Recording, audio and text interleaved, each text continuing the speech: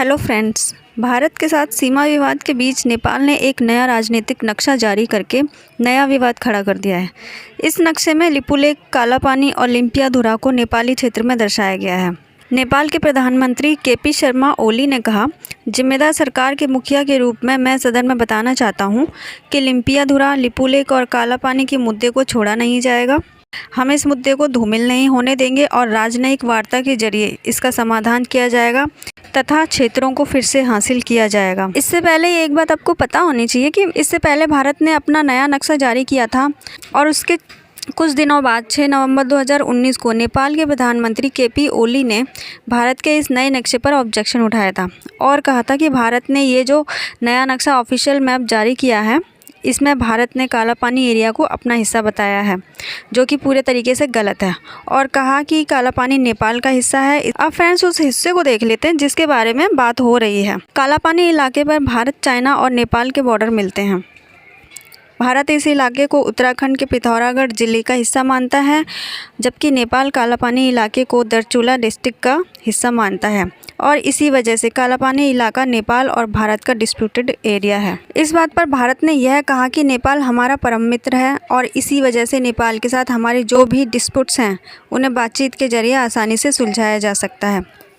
Kalapani dispute की वजह से भारत और नेपाल के संबंध ना तो सिर्फ कमज़ोर हो रहे हैं बल्कि पाकिस्तान और चाइना दोनों ही इस विवाद का यूज़ कर रहे हैं और नेपाल के लोगों के दिलों में जहर घोलने का काम कर रहे हैं। और इसी वजह से भारत के नेपाल के साथ चल रहे सीमा विवाद का जल्दी से जल्दी सॉल्व आउट होना बहुत ज़रूरी है। नेपाल की चीन से बढ़ती नज़दीकी और भारत की बढ़ती दूरी के पीछे कौन सी ऐतिहासिक वजह हैं जो बीच बीच में भारत नेपाल के रिश्तों के बीच तनाव बढ़ाती हैं? तो चलिए दोस्तों, जानते हैं इन वजहों के बारे में।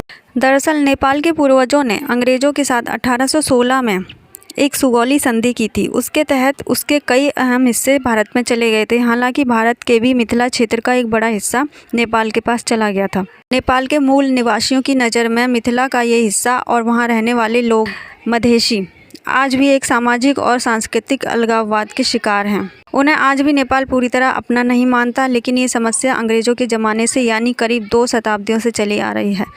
सुगौली संधि के तहत इधर नेपाल को उत्तराखंड के कुमाऊं से लेकर सिक्किम तक के पर्वतीय क्षेत्र का एक बड़ा हिस्सा ब्रिटिश इंडिया के हवाले करना पड़ा था। और इस तरह से साम्राज्यवाद की इस लड़ाई के तमाम किस्सों और समझौतों के बीच दोनों ही देशों के बीच अपने अपने क्षेत्रों को लेकर टकराव होता रहता है। अब दोस्तों बात कर लेते हैं कालापानी की जगह की। साल 1962 के पहले तक भारत ने वहां पर कभी अपनी आर्मी को डिप्लॉय नहीं किया, लेकिन 1962 के भारत और चाइना युद्ध ने सब कुछ बदल कर रख दिया। इस युद्ध में इंडियन आर्मी की इंडो तिब्बतन बॉर्डर पुलिस ने चाइनीज़ आर्मी को काउंटर करने के लिए पहली बार कालापानी इलाके पर अपनी पोस्ट बनाई।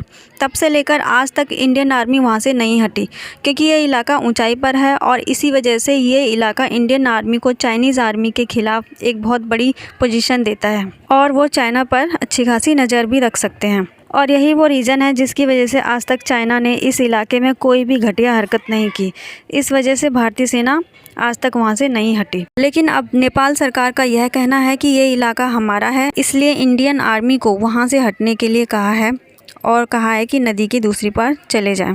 लेकिन भारत सरकार का कहना है कि ये इलाका हमारा है और अब तो हमने अपने टेंट भी लगा लिए हैं।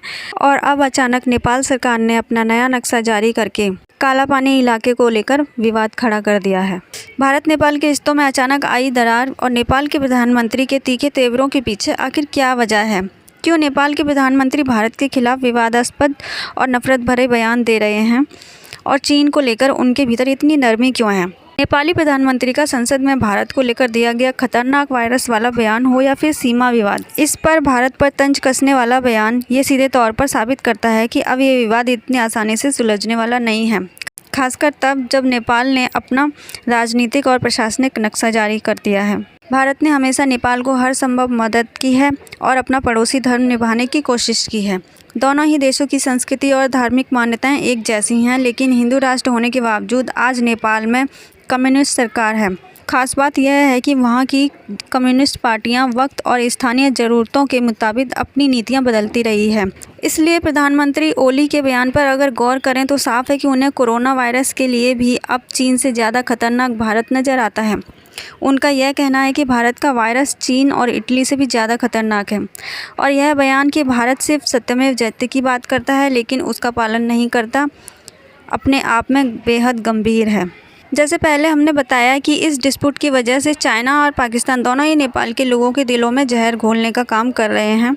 इसी वजह से भारत सरकार को इस विवाद को जल्द से जल्द सुलझा लेना चाहिए, क्योंकि नेपाल के साथ हमारा खुला बॉर्डर है, इसलिए यह विवाद आगे चलकर बड़ी दरार ना बने, इसलिए इसे भारत और नेपाल दोनों को जल्द से जल्द सॉल्व आउट कर लेना चाहिए। इसी के साथ मेरी वीडियो भी ख़त्म होती है, तो मिलते हैं अपनी नेक्स्ट वीडियो में। वीडियो को लाइक करिए, शेयर करिए और चैनल को सब्सक्राइब करिए। जय हिंद।